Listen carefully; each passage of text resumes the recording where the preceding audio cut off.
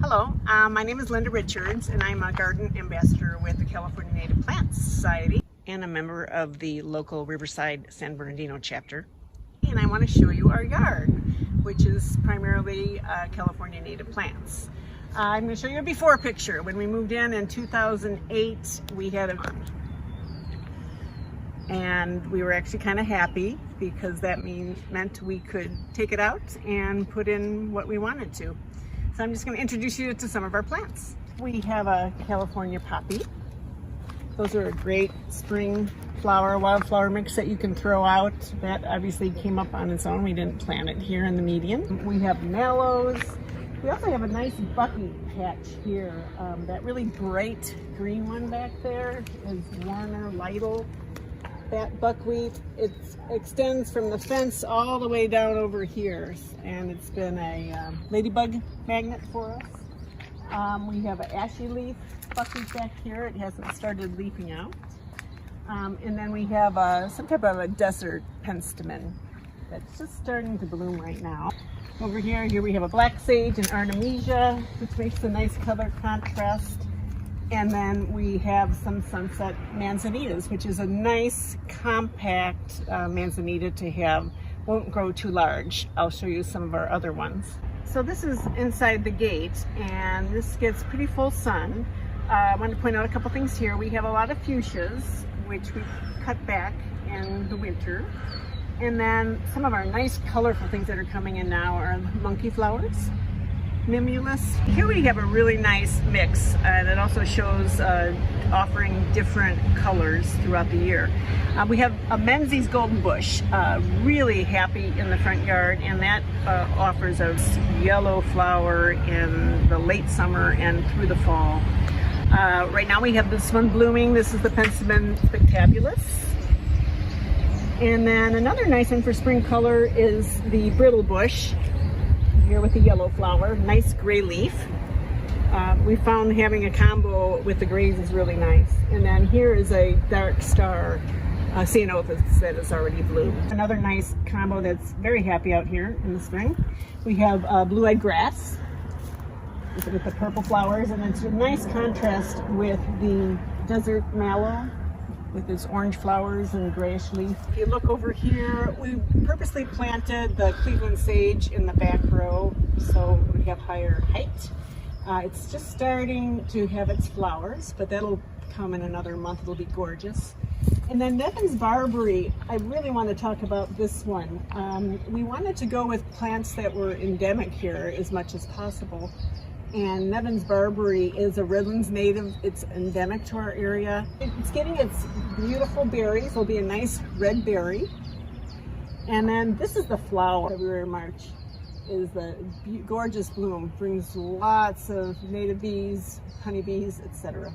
Here's shows a nice difference between two different types of manzanitas. These are, as you can tell, are large growing. This is after 11 years. This is La Panza manzanita.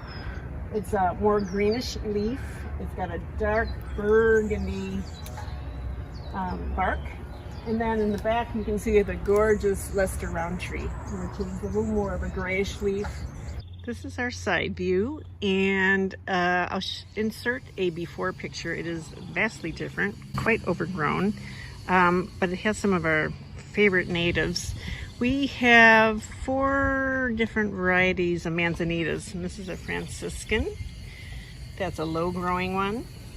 That has a nice rare story if you want to look that up, Franciscan manzanita. And then St. Catherine's lace, or a buckwheat giganteum. It grows really large.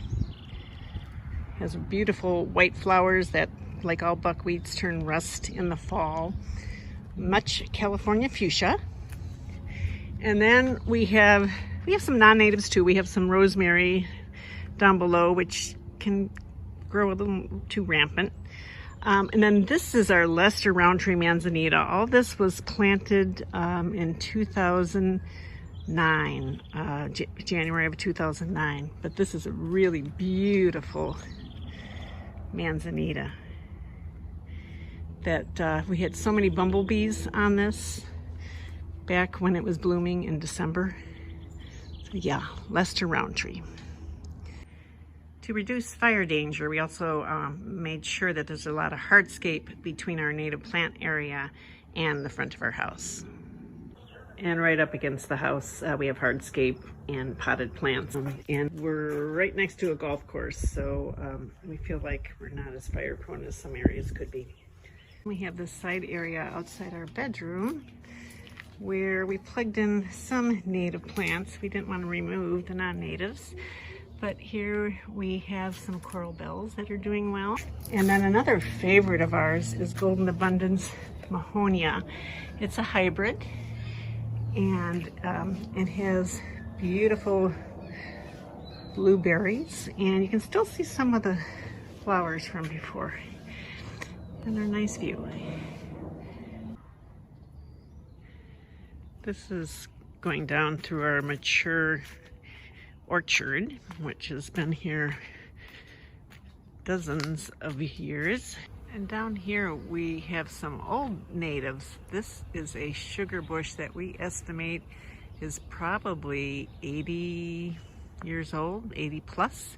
It's got a fire scar on the back side, and we don't have any record of historical fires in our area. And then this is our area down below where we have natives mixed in. So there's another picture of the sugar bush, quite large. And then we still have some ceanothus that's blooming. We are having so many bumblebees on our ceanothus and our sages out in front, but here are bumblebees on our Lecontia ceanothus, and they love our Ray Hartman. We also had some old fencing down on the lower part of the property, and so we drilled these holes so that native bees could lay their eggs, and there's one flying around. And then learning how vital our native bees and wasps are for pollinating, we also got this bee box, and they can lay their eggs in there. Bird baths are also really important for habitat gardens. We initially planted natives for their drought tolerance and their beauty, but the habitat value has just wowed us. So here are some critters that have been attracted to our natives. These include not only more bird species, you can hear that phainopepla in the back that's attracted to the native plant berries and also the insects that we have. We also have many more native bees and wasps and beetles that have some very good functions, such as this hoverfly, which is an important predator of the Asian psyllid, which is causing the citrus greening disease in our area. And I'll end here with please consider planting California natives.